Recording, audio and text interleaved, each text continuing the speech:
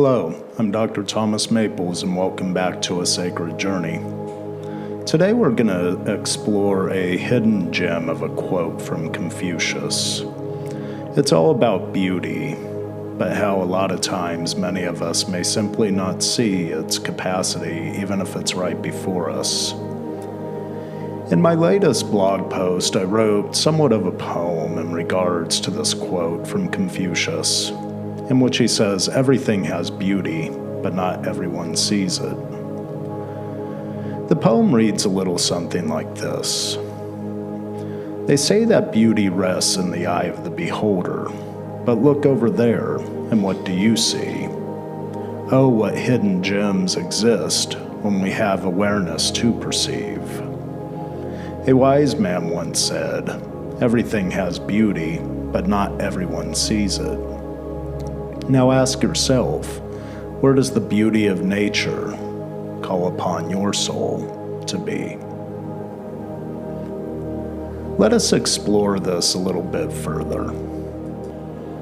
As with any analytical construct, we need to really begin to look at how the symbols of the quote or how the symbols of the poem have moved us.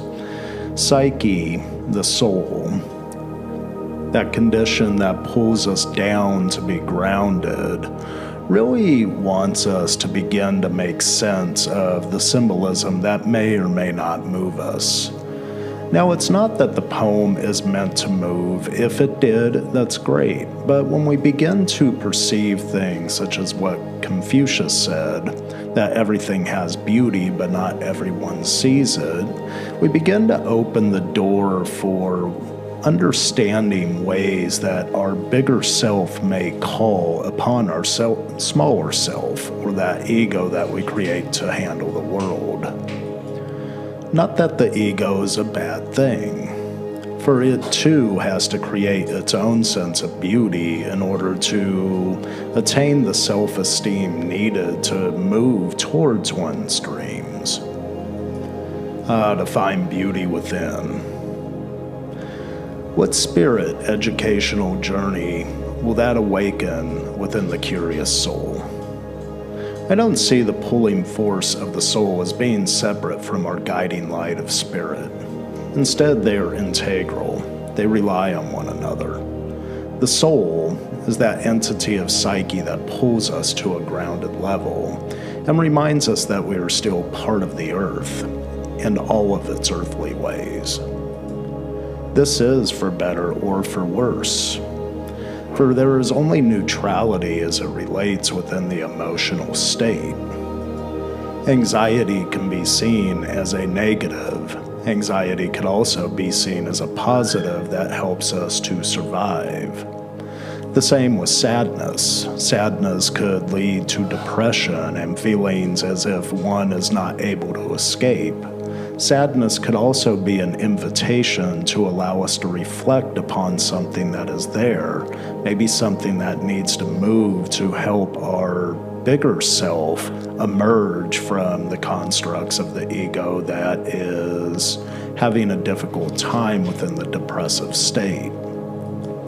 For better or worse, the psyche calls upon us to engage these lessons through emotional states so that we could eventually consolidate our sense of self to a higher level and hopefully begin to advance confidently in the visions that we create as goals or dreams to be experienced.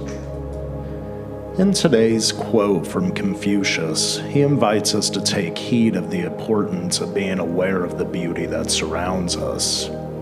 By engaging consciousness, that angel and that demon on the shoulders, we prime the psyche to be mindful of the abound possibilities present.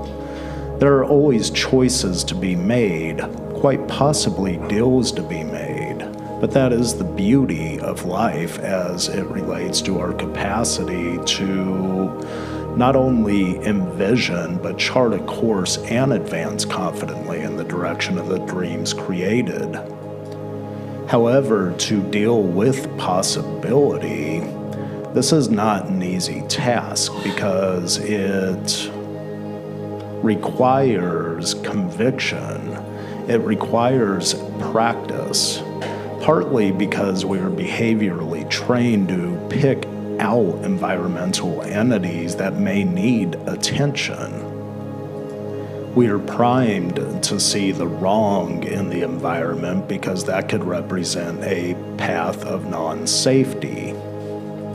Now, this is opposite from being able to see the figments of the beauty present even within environmental danger. But maybe just out of the perceptual field of consciousness, we could begin to prime our psyche to notice their significance and see if there's any guiding lights within the darkness present. Now let's engage one exercise for inner beauty. Look around you. Try and find something of beauty. Look for it first in the external because that is much easier than turning the mind's eye inward. After you've found something of beauty, begin to reflect upon what makes it beautiful. Maybe notice its traits, maybe notice its contours, maybe notice its colors or its smell, maybe notice how it feels. By engaging our senses, we could then begin to create a representational map of the things that we do find of beauty. When you have that down, begin step 2. This will require you to have a mirror. Now, I know this could be pretty uncertain. It could create uncertainty, if you will. Because normally when we look in the mirror, we begin to see the judgments begin to formulate, and this is the aspect of the psyche that strives to keep things safe or strives to keep things status quo, so it will pick out the wrong versus the aspects of beauty that may be present. I want you to notice one, maybe 2 or 3 features that you could compliment about yourself while staring into your eyes. Do you believe them? If not, that is okay. That means there's just more work to do. If so, you have already begun to perceive what is beautiful both externally and internally. Now I want you to take that image of your best possible self. I'm talking about the big, capital S self. Now write anything that comes to mind for 5 or 10 minutes and see what arises. Let your mind free associate. This may represent visions that you're moving towards. It may represent dreams that are calling upon you. It may just represent healing paths that could lead you from any of the more negative emotional skews we may encapsulate ourselves with. Now, I hope you enjoyed this little foray into the beautiful nature of the soul and the flights of fancy of its counterpart, the spirit. As we strive to realize the visions we create, a lot of times uncertainty may creep in, the demon on the shoulder, and it may vie for our attention. Now, by creating pathways to inner and external beauty, we begin to create a language where the angel could counteract the negative talk that the demon may be stating, the demon of consciousness, that is. As always, my friends,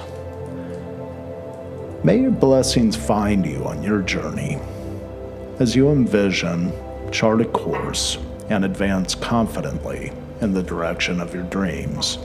And don't forget, we all have that little aspect of consciousness. And the more that we prime the positive self-talk to flourish within, the more we could combat the areas of self-doubt, the areas of negative talk or bad self-esteem that may call upon us to engage in more depressive states of being. I hope this has been of help to you today. And if you have comments, suggestions, or questions, please feel free to comment in the sections below. Until next time, blessings, my friends.